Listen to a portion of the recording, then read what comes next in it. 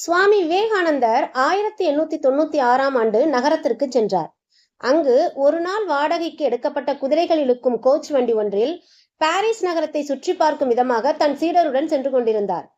Coach வண்டியை ஓட்டிச் சென்ற வண்டிக்காரர் பாதி வழியில் வசதியான உடை அணிந்த 2 குழந்தைகளையும் அவர்களை அழைத்து வந்த பெண்ணையும் பார்த்தார். அவர்கள் பணக்கார வீட்டு பிள்ளைகள் போல் இருந்தார்கள். வண்டியை ஓரமாக நிறுத்திய அவர் இறங்கிச் சென்று அந்த பிள்ளைகளை கட்டிக்கொண்டு தட்டி கொடுத்தார். அவர்களுடன் சிறிது நேரம் பேசிவிட்டு திரும்பி மீண்டும் வண்டியை ஓட்டிக்கொண்டு சென்றார். அன்றைய ஐரோப்பிய நகரத்தின்படி வண்டிக்காரர் தன்னிச்சையாக வண்டியை நிறுத்துவது அநாகரிகமாக கருதப்பட்டது. அவற்றை கவனித்துக் கொண்டிருந்த விவேகானந்தரின் சீடர் அவர்கள் யார் என்று கேட்டார். அந்த பிள்ளைகள் தன்னுடைய மகன் மற்றும் மகள் என்றும் அழைத்து வந்தது தனது மனைவி என்றும் வண்டிக்காரர் தெரிவித்தார். அவர்களை பார்த்தால் பெரிய பணக்கார வீட்டு பிள்ளைகள் போல் இருக்கிறதே, நீங்கள் ஒரு சாதாரண கோச் வண்டியை தானே ஓட்டிக் கொண்டிருக்கிறீர்கள் என்று சீடர் வியப்புடன் கேட்டார். அவரை கோச் வண்டி ஓட்டுபவர் திரும்பி கூர்ந்து கவனித்துவிட்டு பாரிஸில் பிரபலமாக இருந்த ஒரு வங்கியின் பெயரை குறிப்பிட்டு, அந்த வங்கி பற்றி ஏதாவது உங்களுக்கு தெரியுமா என்று கேட்டார். ஆம், நான் கேள்விப்பட்டிருக்கிறேன். அது பெரிய வங்கியாக இருந்தது. எனக்கும் கூட அதில் ஒரு கணக்கு இருந்தது.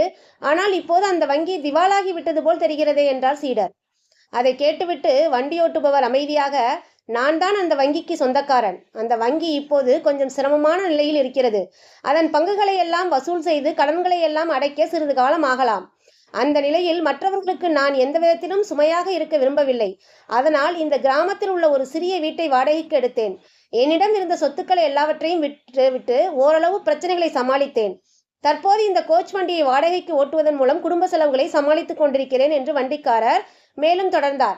என் மனைவியும் அவளால் என்ற அளவு கொஞ்சம் சம்பாதிக்கிறாள். எங்களது இருவரது வருமானத்தில் குழந்தைகளுக்கு ஆகும் செலவுகளை சரி செய்து கொண்டிருக்கின்றோம்.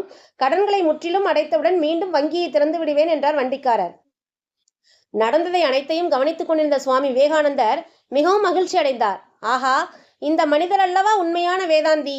அன்றாட வாழ்வில் வேதாந்த கருத்தை நடைமுறைப்படுத்தி வரும் இவரது தன்னம்பிக்கையை நிச்சயம் போற்றுதலுக்கு உரியது. பெரிய அந்தஸ்திலிருந்து விழுந்தும் கூட அவர் சூழ்நிலை கைதியாக மாறிவிடவில்லை. என்ன ஒரு ஆச்சரியம்! இவரே உண்மையான வேதாந்தி என்று வாழ்த்தியதுடன் அவரது வீட்டிற்கும் சென்று அவரை பெருமைப்படுத்தினார்.